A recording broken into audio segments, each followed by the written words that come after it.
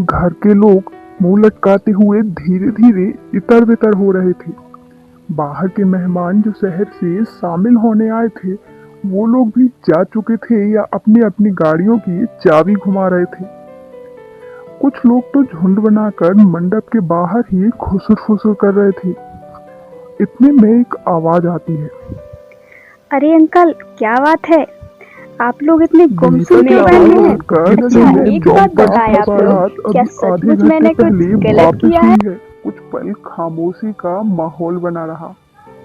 फिर साहस जुटाते हुए ताऊजी ने आखिरकार बोल ही दिया। ऐसी बात नहीं है बेटा, जरा अटपटा सा। इतने में ताऊजी की छोटी बेटी सुवर्णा आ टपकी। सुवर्णा की आंखें गुस्से से लाल रखी थी और चेहरा भी तमतमाया हुआ था। आकर बोलती है, समझ नहीं आता, आखिर आप लोग बेटियों से चाहते क्या हैं? यही कि हमेशा अपने मुंह पर पट्टी लगा कर रखें? कुआं, खाई, नदी, नहर कुछ भी सामने आ जाए उसमें कूद जाएं? उनकी गहराई भी नापने की जरूरत नहीं है। बड़ी बेटी के विवाह में उन्होंने क्या नहीं किया। सोचा लड़के का परिवार अच्छा है, विदेश में है, तो अपनी सामर्थ्य से बढ़कर देने में क्या बुराई है। उनकी लड़की सुखी तो रहेगी। परिवार भी मध्यस्थता वाला ही था, जान पहचान के लोग थे। इसके बावजूद भी क्या शादी चल सकी? लड़का कभी भी लड़की को साथ लेकर नहीं गया।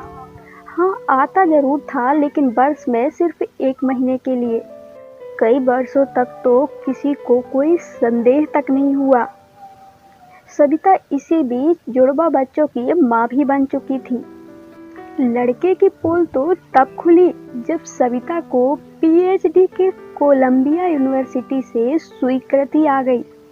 साइंस ऑफ स्टूडेंट सविता अड़ गई कि वह रिसर्च करेगी। तो फिर बच्चों का क्या होगा?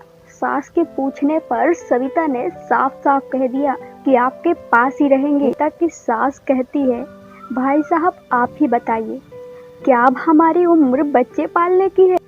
सविता की सास ने बिलबिलाकर ताऊजी से कहा था, लेकिन सविता से अधिक तो स्वर्णिका बिगड़ रही थी। क्या मतलब है ऐसी शादी का, जो रोज अपनी बहन की दुर्दशा देखती थी? इतना सब करने के बाद उसे क्या सुख मिल गया?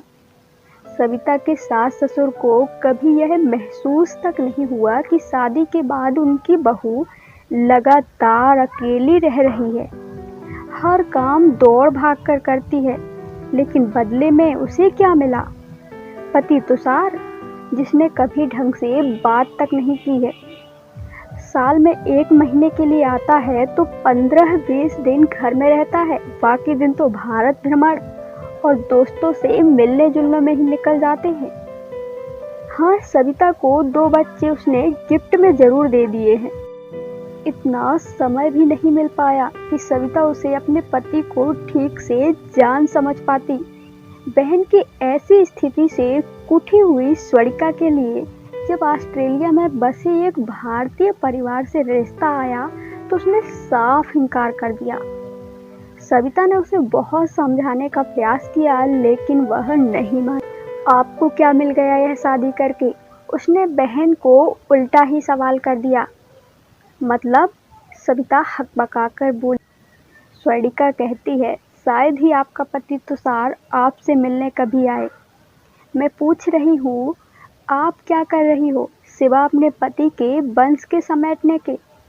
बंधुआ मजदूर हो जो बेगारी में मिले हुए बच्चों को पाल रही हो। इतने में सविता के सब्र का बांध टूट चुका था।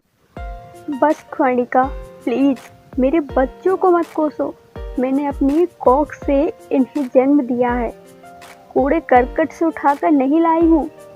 सविता की आंखों से आंसू टपकने लगे। स्वर्णिका को भी अपनी गलती का एहसास तुरंत हो गया, लेकिन कमान से निकले तीर कहाँ वापस आते हैं। स्वर्णिका ने बच्चों को पुचकारने के लिए हाथ बढ़ाया तो सविता फुफकार, मत छुओ मेरे बच्चों को। तुम कैसे समझोगी कि माँ क्या होती है? तुम तो उस एहसास से गुजरी ही नहीं हो ना। स्वर्णिका अपराधन की तरह सर झुकाए खड़ी हुई थी।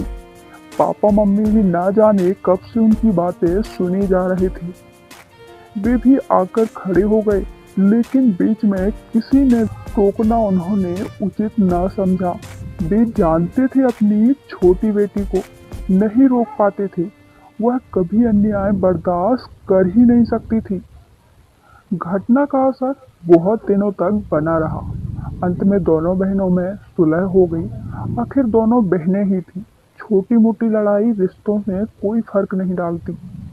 स्वर्णिका धीरे धीरे फिर अपनी बहन के करीब आ, लेकिन स्वर्णिका के तर्कों ने सविता को मजबूर किया कि वह अपने और तुषार के संबंधों के बारे में गौर करे। न पति का सुख, न दुखों का साझा, न कोई भावनात्मक रिश्ता, सिर्फ लिजे शारीरिक रिश्तों से ज्यादा आखिर सविता और तुषार के संबंधों में बचा ही क्या था। उसी की देन थे 2 बच्चे, जिन्हें अकेले सविता पाल रही थी। लेकिन अब वाकई उसे अपने भविष्य के बारे में सोचना होगा। वह एक पत्नी, माँ और बहू का कर्तव्य तो निभा ही रही है, लेकिन उसका अपना भी तो कोई वजूद है। उसकी क्या इच्छा है, वह क्या स्वयं को पहचानती भी है, या कुछ समय बाद अपना नाम भी भूल जाएगी। सच ही तो है, उसके मन के आईने में खुद उसकी तस्वीर कहाँ स्पष्ट थी। वो तो स्वर्णिका ही थी, जिसने सोते हुए को जगा दिया था। मम्मी पापा ने तो हमेशा उसे चुप रहना ही सिखाया था। उसके मन में द्वंद्व शीत युद्ध चलने लगा। अंत में सविता इस नतीजे पर पहुंची कि उसने अपनी पढ़ाई पूरी की, साथ में उसे जॉब भी मिल गई। और फ्रेंड्स, वह उसका पति उसको समझने लगा। हर सुख दुख दोनों साझा करते और एक साथ से मिलजुल कर रहने लगे। फ्रेंड्स, शादी का मतलब वनली शारीरिक संबंध बनाना नहीं, बल्कि भावनाओं को समझना है, एक दूसरे का साथ निभाना है। यह बात अब सबको समझ में आ चुकी